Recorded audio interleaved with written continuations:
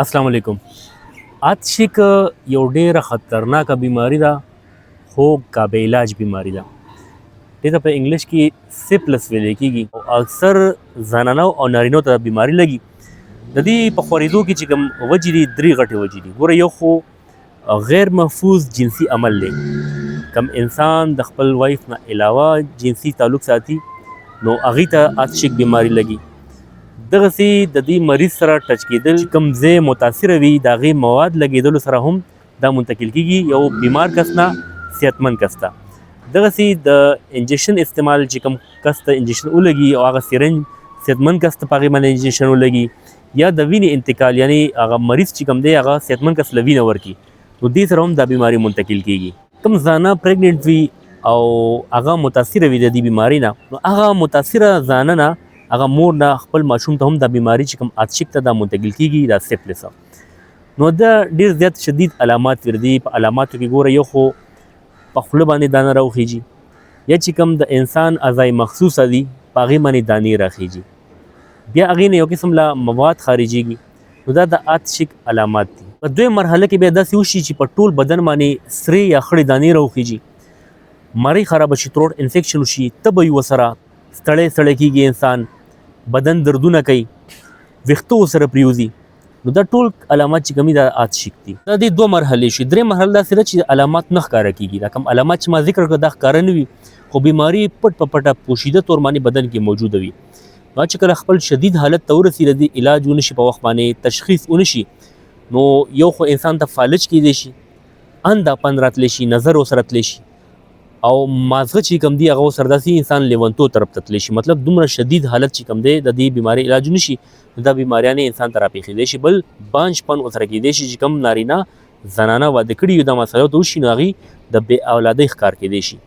نو که چېرې الله دې نه کړي دا علامات موجود وي نو دې علاج څه دی. ګورئ علاج خو د دې صرف انټي بایوټک دی. صحیح طریقې سره چې تاسو علاج کوئ نو هسپتال ته به ځئ هلته به علاج کېږي.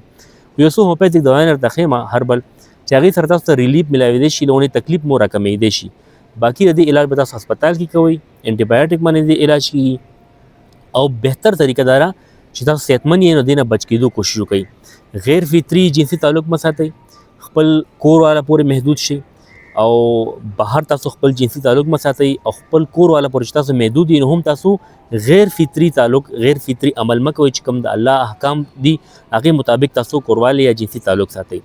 دغسې سیرنج تاسو لګوئ انجکشن لګوئ کې احتیاط کوئ. تاسو ګوره چې ډاکټر تاسو ته کوم سیرنج لګوي ډاکټر نه خو اکثر کلي کوڅو کې چې کومه پریکټس کوي ټیکنیشنان هغې خیال نه ساتي نو هغه سیرنج استعمال شوی نه وي تاسو ته چې بالکل نوی استعمال وي. د وینې لګېدو کې احتیاط کوئ یا داسې مریض چې د علامات پکې موجود وي د هغه تشخیص شوي چې دا مریض دی هغه سره کوشش کوئ تاسو تعلق ډېر مه ساتئ د هغه لباس د هغه بدن سره ټچ کېږئ مه نو انشاءالله دا بیماري به تاسو ته نه لګي. داسې هسې بېسه نه لګي انسان ته چې کوم کس ته دې ښکار وي هغه نه لګي یا چې کوم کس عمل صحیح نه وي تعلق یې صحیح نه وي نو هغه ته لګي. که چېرې تاسو د علامات موجود وي بهتر طریقه دا تاسو هسپتال ته لاړ شئ. یو څو دوايانې درته ښیم چې دا تاسو استعمال کړئ نو تاسو ته به انشاءالله ریلیف میلاو شي تکلیف هم راکم شي. د سیفلس یا آتشک دپاره تشخیص دپاره عام طور پر یورین آري یعنی د وړوکي ټیسټ ته شمیته ځای کې پته ولګي یاره د چې کوم متاثره کس وي د هغه مواد چې کوم یا دانه وي یا زخم وي نو هغې نه هغه مواد واخلي هغې باندې ټیسټ وشي نو هغې نه پته لګي چې یاره دا آتشک دی یا نه دی. د دې لپاره یو هومیوپیتھک دوايي ده سپلینیم هغې استعمال تاسو کولی شي هغه د ډېر زیات ښه رزلټ ورکوي. هر بل دوایانو کې راحت ټیپ دی هغې تاسو استعمال کولی شئ. صفو په ټنډک دی د هغې استعمال تاسو کولی شئ او سوزاک ټیبلیټس دي د هغې تاسو استعمال کولی شئ. دا هر بل دي سوزاک راحت ټیپ صفو په ټنډک د عام هر بل سټورونو کې میلاویږي. دې سره به تاسو لږ ریلیف میلاو شي تکلیف به مو کم شي. سپلینیم هومیوپیتھک دوايي تاسو استعمال کولی شئ. خو که چېرې ستاسو تکلیف ډېر زیات وي بیا به تاسو خامخا هسپتال ته ځئ او دې به تاسو باقاعده علاج کوئ. امید دی ویډیو تاسو له فایده درکړي. دا خپل ملګرو سره هم شیر کړئ چې هغوی ته هم فایده ورسي. زما چینل ډاکټر شبیر پښتو خامخا سبسکرایب کړئ. ډېره مننه. الله حافظ.